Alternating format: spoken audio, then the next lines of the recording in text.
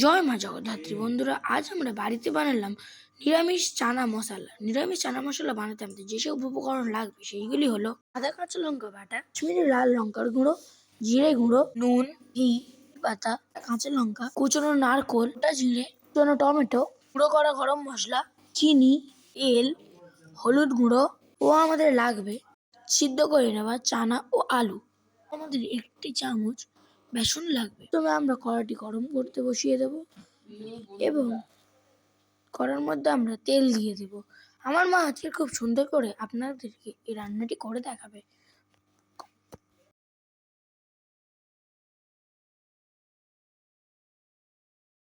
তেলটি গরম হয়ে গেলে আমরা এতে গোটা জিরে দিয়ে দেব, কারি পাতা ও চেরা লঙ্কাগুলি।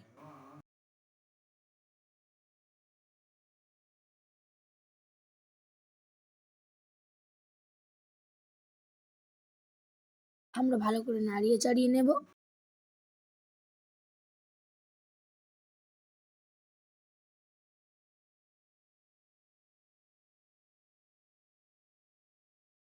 তারপরে আমরা দিয়ে দেব কুচনো নারকোলগুলি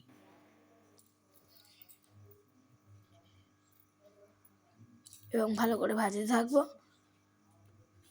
এরকম ভাজা হয়ে গেলে আমরা এর উপরে চিনি দিয়ে দেব।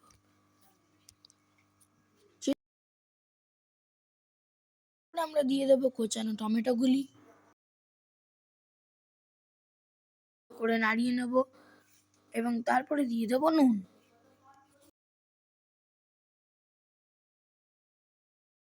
আমরা ভালো করে নাড়িয়ে চাড়িয়ে নেওয়ার পর এর মধ্যে দিয়ে দেব আদা ও কাঁচা লঙ্কার পেস্টটা।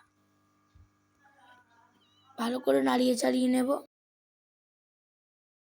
তারপরে আমরা দিয়ে দেবো এর মধ্যে জিরে গুঁড়ো। তারপরে আমরা এর উপর দিয়ে দেবো হলুদ,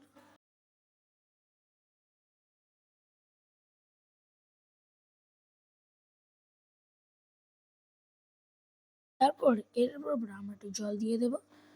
মশলার বাটিটি ধুয়ে চাপা দিয়ে দেব। মশলাটিতে তেল ছেড়ে গেছে।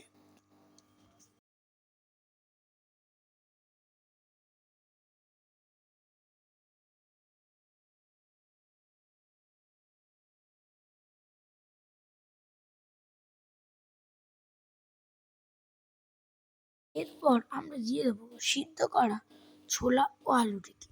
ছোলা ও আলুটি কিন্তু চায়ের লিকার ও নুন দিয়ে সিদ্ধ করা। ভালো করে নাড়িয়ে চাড়িয়ে নেওয়ার পর যখন এইরকম হয়ে যাবে ততক্ষণ আমরা পাশে গরম জল বসিয়ে দেব। গরম জলটা নামিয়ে নিলাম। এরপর এর ওপরে আমরা দিয়ে দেবো 1 চামচ বেসন, গুলে নেব।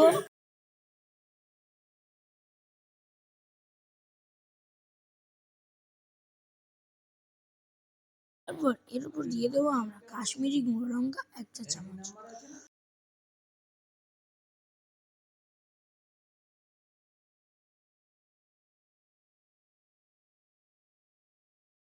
তারপর আমরা দিয়ে দেবো জলটা।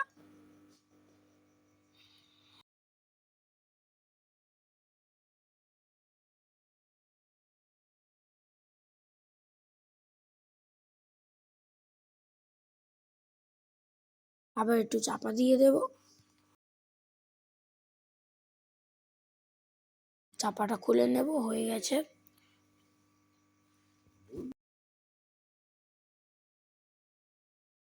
ওপরে এবার আমরা ছড়িয়ে দেবো গরম মশলা গুঁড়ো।